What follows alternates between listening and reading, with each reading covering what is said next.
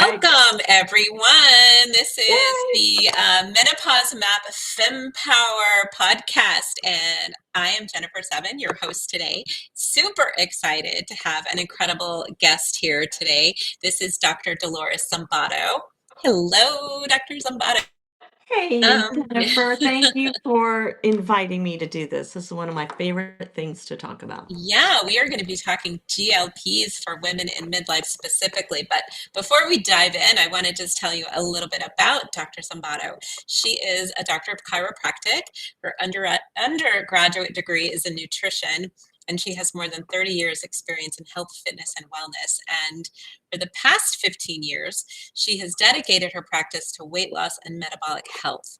She helps patients achieve lasting results through a comprehensive science-based approach, and it really addresses the root causes of metabolic dysfunction. And we're really tuning in now to particularly women in midlife. And Dr. Zambato also draws on a deep foundation in nutritional science and physiology, and she's very holistic. So she brings a holistic viewpoint to some of our most pressing health challenges.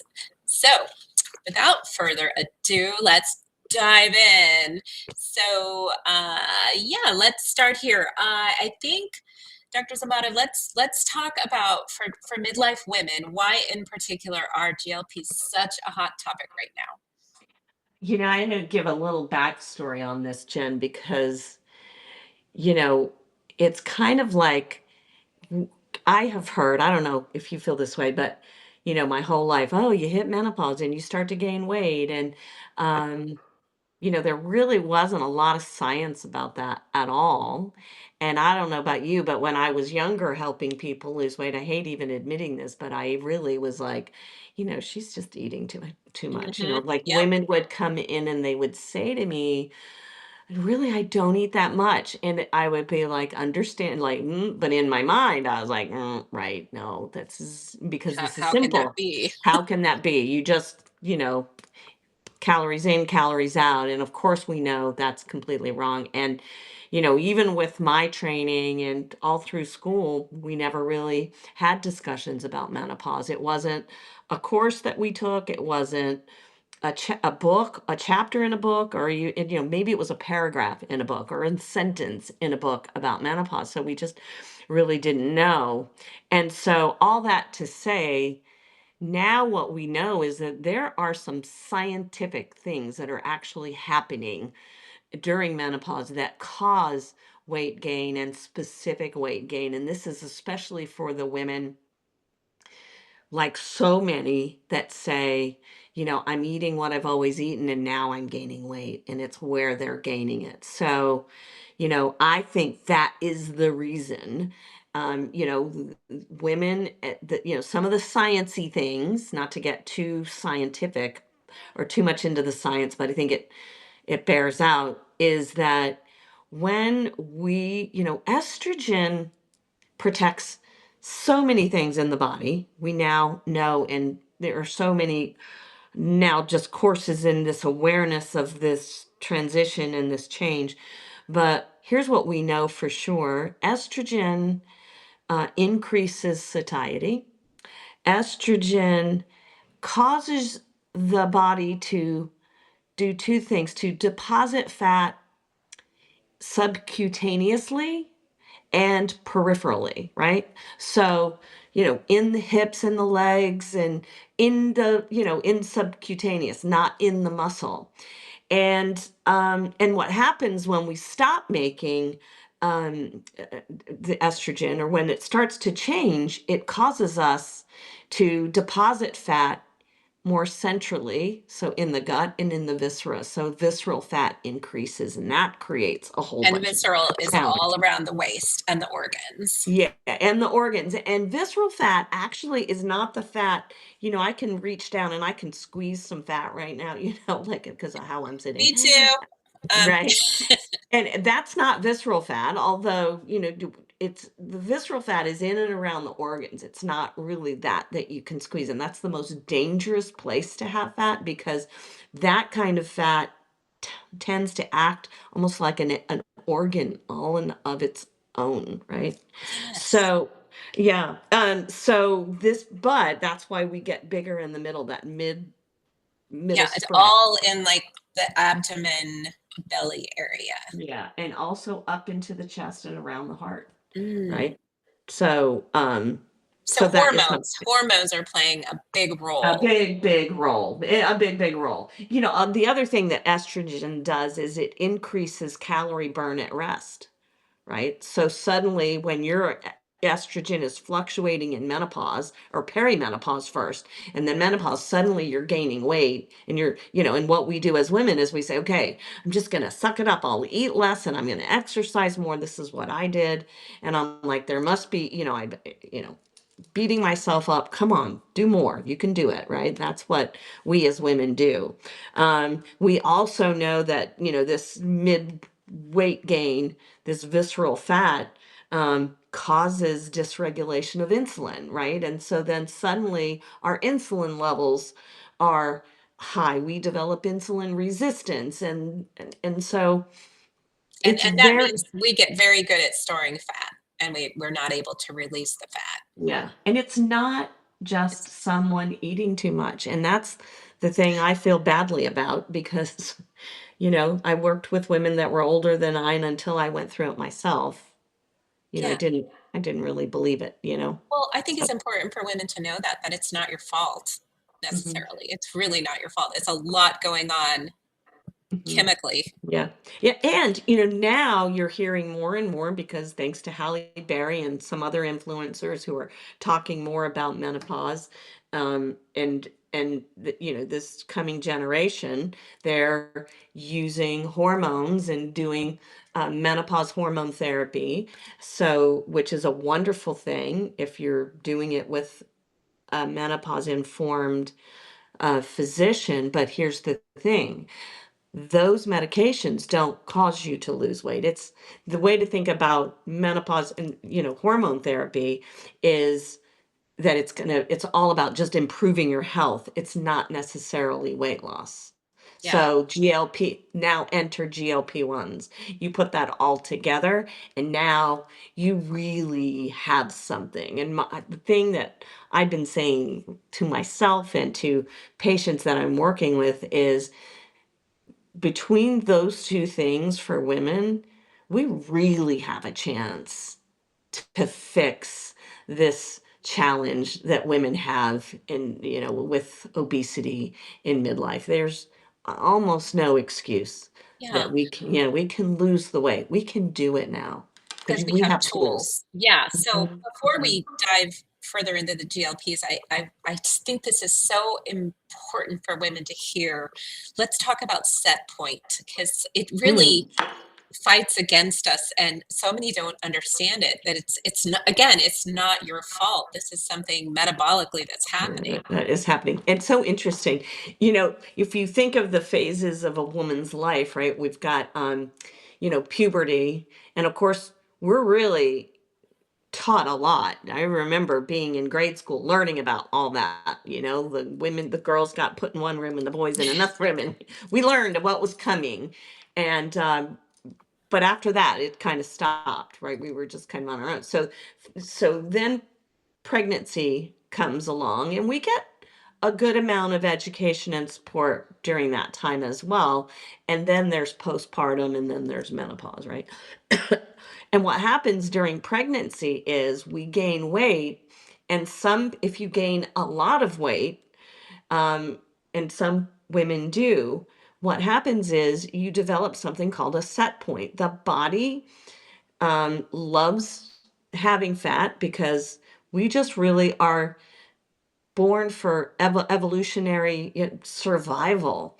And so when we gain weight during pregnancy, if we don't control our weight, and like if and we gain a lot of weight, the body gets comfortable at that weight and it will then defend that weight. We're not really designed to lose weight. And So so even after the baby has been delivered, mhm, the body says, oh, hey, we want to stay at this new weight because heaven forbid we have to survive, because mhm, again it's from centuries of how our bodies are designed. So you Right. have your fat for survival.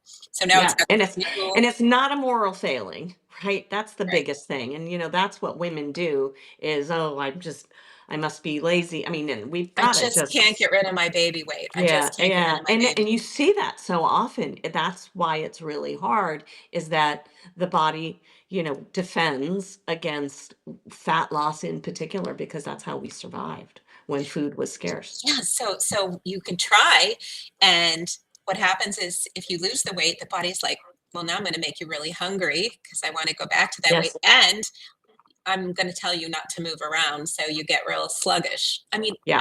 I found that fascinating. It's like Yes. you're at the new weight you want to be at, and suddenly you're like, I don't want to exercise anymore. I'm not getting out of this chair, Yeah, and that's that. it's It's hormonal. metabolism. It's ghrelin and leptin, and the leptin, and it's two things happen with that hormone. Is the ghrelin is I always think of that as growl, like your Me too. stomach Me is too. Like hungry, someone's right? growling. You're right. Stomach is growling. It's time to eat, and so when you lose fat, in particular, weight, but especially when you lose fat, the ghrelin says to defend the fat loss, because that is an emergency for the human body, is it will make you want to eat food, it will drive hunger, and it will say sit on the couch while you're doing it to conserve energy. And Yeah. then the other part is then you can also have leptin resistance, which is, the hormone that tells you you're full, and it's made in the fat, and it tells the brain, okay, we've had enough food. But if we have a lot of fat, therefore we have a lot of leptin, we can develop what's called leptin resistance, similar to insulin resistance, where the leptin doesn't work the So same we way never that it feel should. full. So we don't feel full. And And we could right. translate that to food noise, a Yes, constant food noise. absolutely. Yeah, so Absolutely. let's dive in a little deeper and let's talk about GLPs. What do they do? What do they change for us? Yeah. I just think, listen, I know I first of all, GLPs, they've been studying for 25 years. Um, and it was developed initially for diabetics because what the GL, and by the way, the GLP um, 1 receptor agonists are hormone that our bodies make. And what it does is, you know, um, it helps control satiety. But in the form that we make, when the body produces it, lasts for about 90 seconds. And what they've done with these GLPs is they change one molecule that makes it last, instead of 90 seconds, 7 days. That's why it's a weekly shot. That's why it's a weekly shot, and that's why it lasts for such a long time. So the first thing that they do, and this is what comes out of the why diabetics use it, is it helps to improve insulin sensitivity. It helps to regulate blood sugar. And when your blood sugar is regulating better, your body responds to all of your weight loss efforts. So that's the one thing that it does. The second thing they do is it slows gastric emptying. That means food in your stomach stays there longer, and the transit is just a little bit slower going through the GI tract. And what that does is makes you feel full faster and feel full longer. And the third way that they work is it actually targets a part of the brain, the amygdala, which is a pleasure center in the brain, and it really quiets that food chatter. If you're someone, I've worked so hard today, I should have this or that thing, it just stops that noise. Because it's fixing blood sugar, it's also helping change what you desire to eat. And a lot of people report the thing that I used to eat that I love doesn't even taste that good to me anymore. Hmm. So we'll have that. Um, and I've even heard of people, that pleasure center of the brain is, an area where addiction can occur. And we've heard of people who quit drinking while they're taking them. Um, and And even I've heard of one of my friends who was offering this, a physician, said that he had a patient who stopped gambling. Oh, yeah. So it Yeah. does So, affect part of the brain. yeah, that's Hmm. so interesting. Yes, and Hmm. very good for heart health. And I've also heard that it's helping brain health as well. Yeah, yeah. So, There's a lot of so good many stuff. things, and it's remarkably safe. I mean, it's not for everyone, and it needs to be, it's not, it needs to be treated as a tool, not a crutch.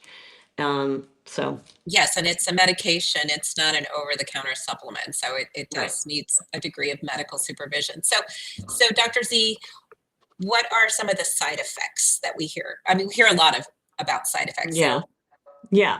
So, there are a lot that some are really extreme, but the most common that I see are, and think about what it does. If food stays in your stomach longer, you can develop heartburn, um, gas, discomfort that way. Um, it you know because it can cause constipation, because the longer your food is in the GI tract, it pulls more water, and so constipation is can be somewhat common. You can, because food is going emptying slower from the stomach and it's moving. I think a lot of people don't realize that the absorption of nutrients occurs in the small intestines. So if food stays in the stomach for a long time, you have this degradation of the food and the nutrients. So you can, after being on them for a long time, develop nutrient deficiencies.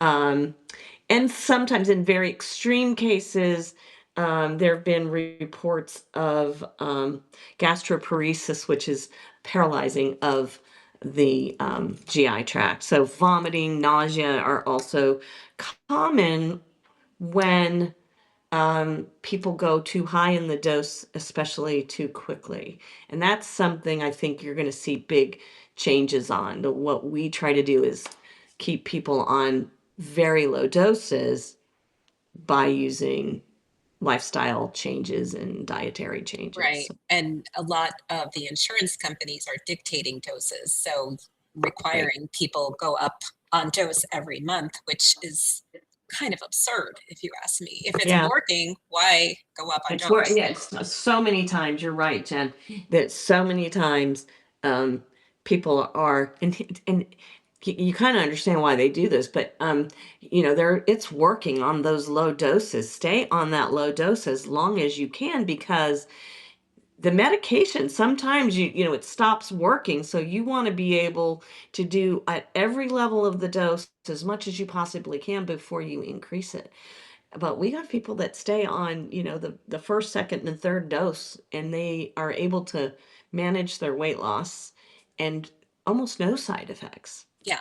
Well, and I want to address that as well, because although there can be these side effects, if they're Mhm. managed properly and if you have a good coach or someone guiding you through this, they can be mitigated and addressed right away, or you can have other tools so that you don't suffer from the side effects, right? Yeah. And interestingly, there's other kind of side effects too that are like that are more on the mental side, like no joy. I'm not having joy. I have all this.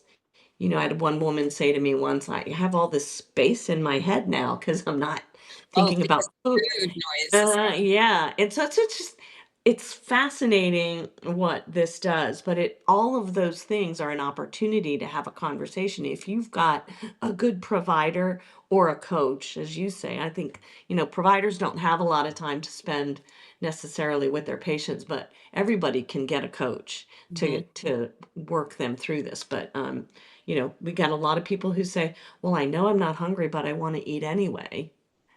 Right? Because of the habit of it. Because a habit, because it's fun, because everyone else is, it looks good, I should have it. And those are opportunities to really address that, because the biggest challenge with these medications, as wonderful as they are, is that weight regain is a very real thing, right? People are regaining, it's 60% of the people regain 100% of the weight within the first year.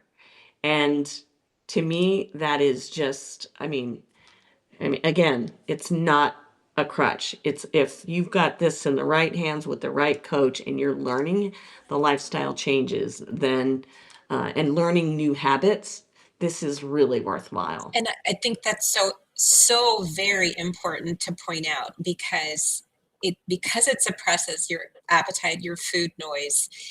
You're going to probably eat less, but if you don't change what you're eating, if you were eating a poor diet and now you're just eating less of a poor diet, Yeah. when you come off the medication, you're probably going to have lost some muscle and the weight's going to come back on because you haven't really changed anything in your Anything. lifestyle.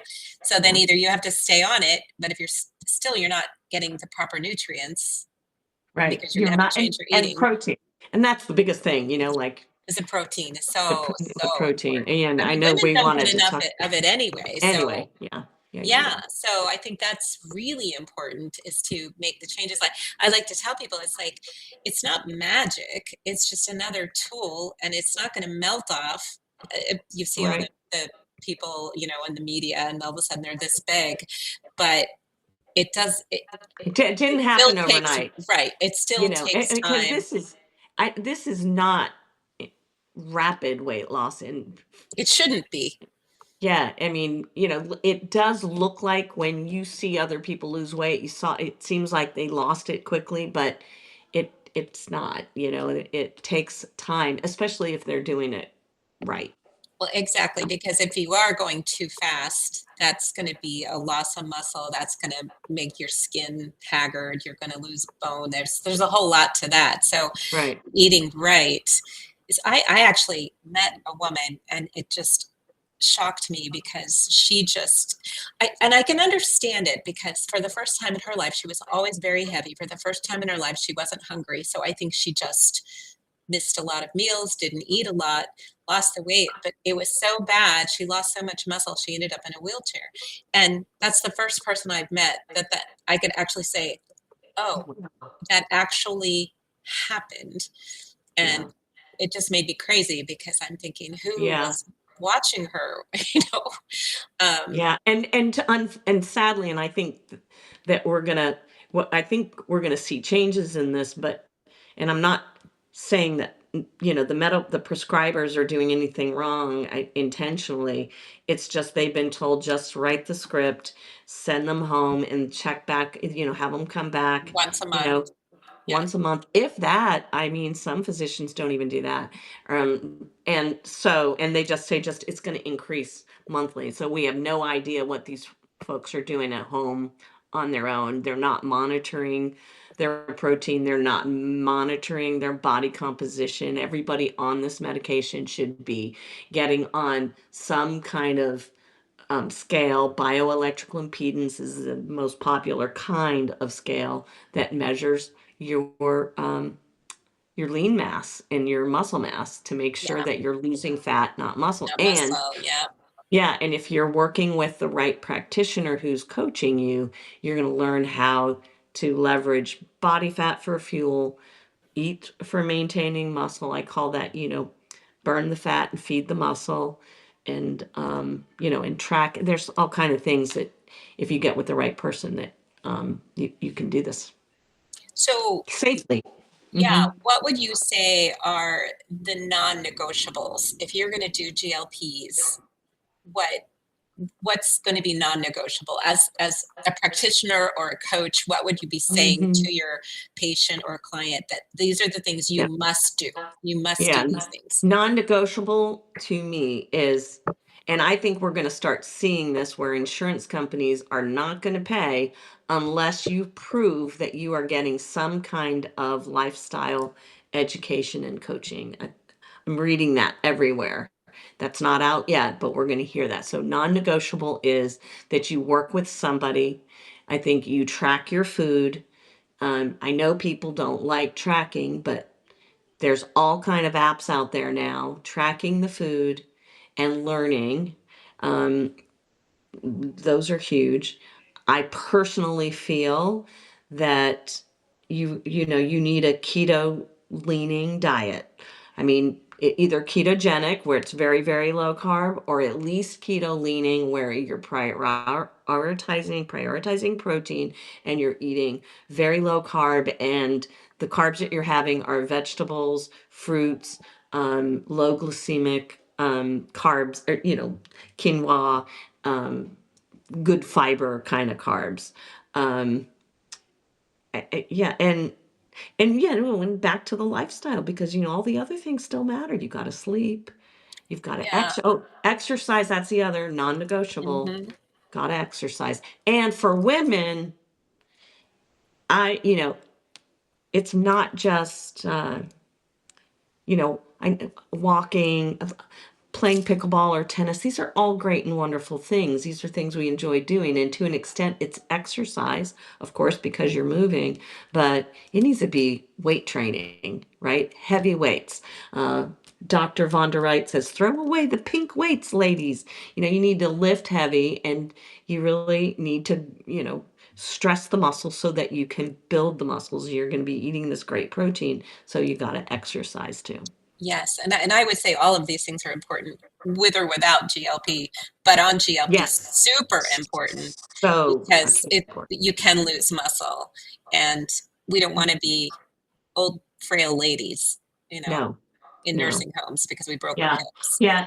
You know what? And that's the thing, that muscle is the currency of longevity, right? I Hmm. mean, it's how we're going to live. It's going to how we're going to be able to move around. When you have more muscle mass, you end up retaining more bone density. So, you're exactly right. We got to have And that. the good vegetables, that's going to give you your fiber, which is going to help prevent or minimize constipation. That's going to be Yep. super important. Getting Hmm. some good micronutrition is going to help with making sure you're Yep. getting your nutrients. Hydration, super important, possibly Yeah. electrolytes. So Yeah. those Yeah. core things. And it's an interesting thing with hydration, because hydration also will lead to constipation. Um, but because you're not hydrating, but in the same way that you don't want to eat when you're on these medications, weirdly, you tend not to drink as much as you normally do. So for those of the people that are taking them, pay attention. I have a lot of people say, "You're right. I used to drink so much more water," and you Oh, just that don't is think about it. interesting. Yeah. So you've got to set a timer, an alarm on your phone. Where's my water? Okay, here it is. Speaking of, I know, That's making me thirsty just thinking about I know, I'm thirsty too.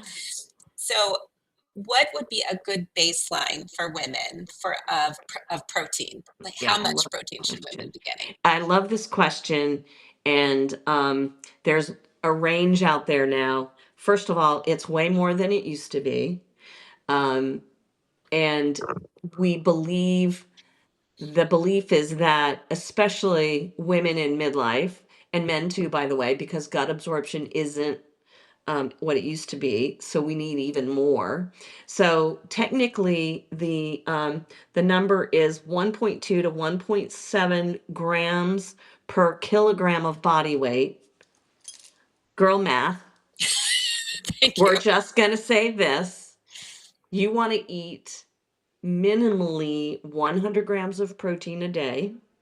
It's hard to do, Especially when especially you're if you're not not hungry. hungry. Yeah. Exactly. So then we have to have really concentrated in small amounts of food, higher amounts of protein. So that's a whole nother conversation. But up to, and some people are saying, and maybe this is too much, but it's so for at least 100. But a lot of resources now are saying that to eat your healthy body weight in grams of protein. So I may weigh 150 pounds, but if a healthy weight for me is 120, I should be having 120 grams of protein Okay. a day. So there is a range there. But I really challenge anyone who's on this medication, if you're not tracking your food and learning about macronutrients and how they affect you, you at least have to track the protein. And it's shocking how little people have. I Hmm. mean, people always come in saying, I had no idea I should have been eating this much protein. Yeah. Oh, it makes such a difference in your life when you And do you're so get the much full. environment. Yeah. Yeah, it helps regulate your blood sugar, a lot of Mhm. very positive Mhm. things. So, who Mhm. Who shouldn't do GLPs? Well, kind of the opposite of what we've just been saying. Anyone who's looking for a crutch and saying, I just want to lose weight, just give me the shot. And so that's just, I think from a health perspective, I do think we got to be careful with people who already are constipated or have absorption or gut absorption issues. Mhm. I think you really want to talk to your physician about that. Anybody who has nutrient deficiencies or any of those conditions related to nutrient deficiencies, Yeah. you need to really do this with supervision. Yeah. And I believe if there's a family history of thyroid cancer, that's a Oh, and contraindication. medullary, yeah, Yeah. yes, yep. And what about, is it a contraindication for pancreatic cancer? Is that another one?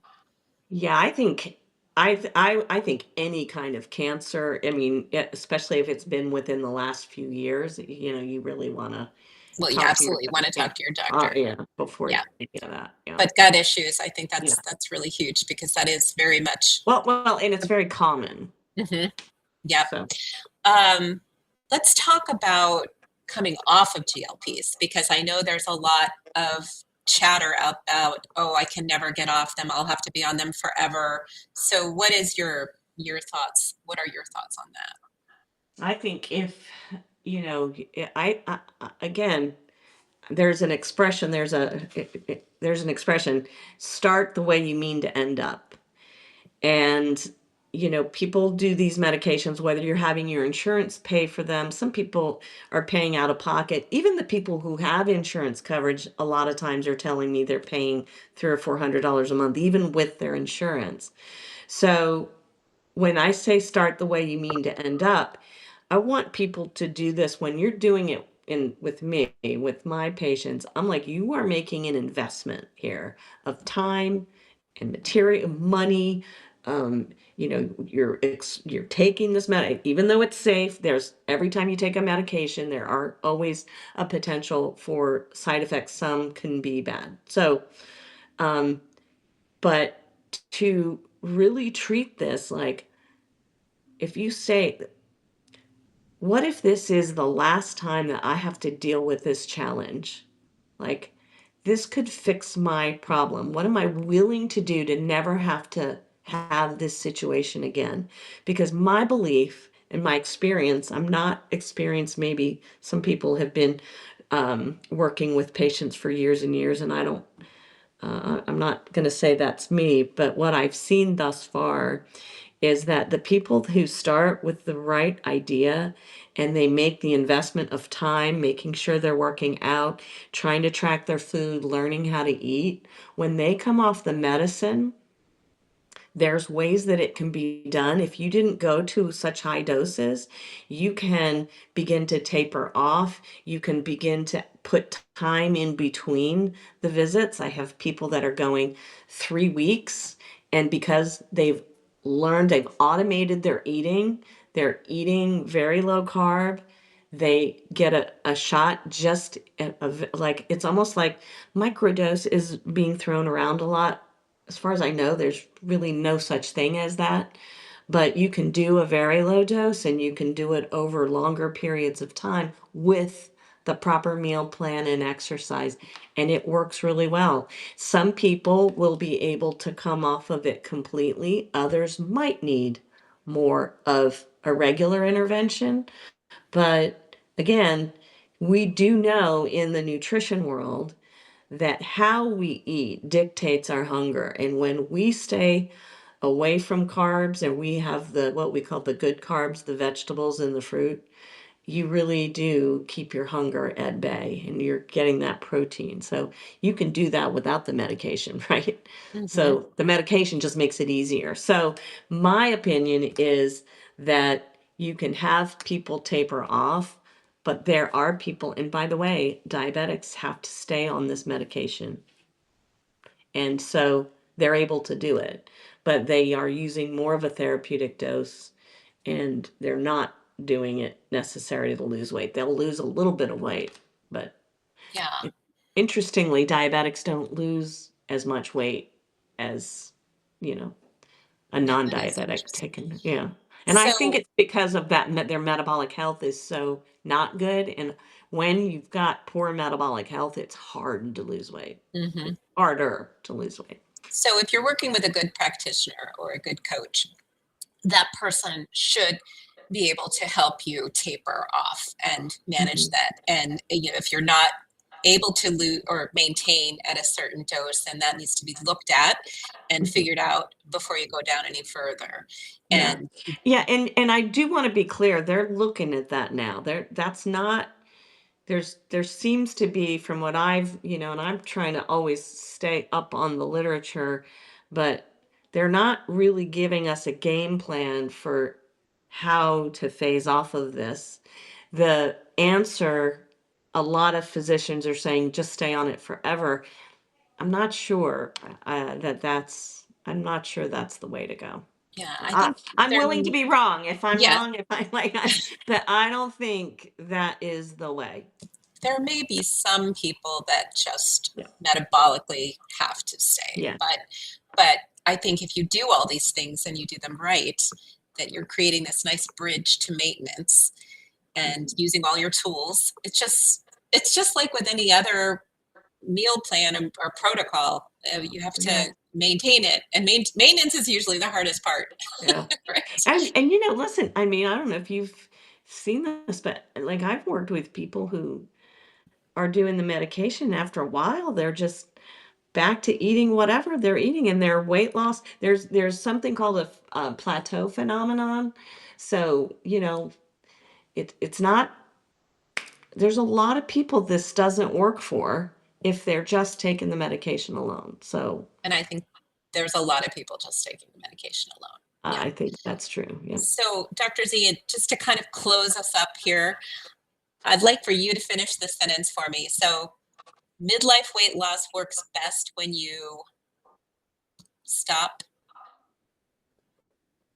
stop Fill in what? the blank. Yeah, fill in the Uh, blank.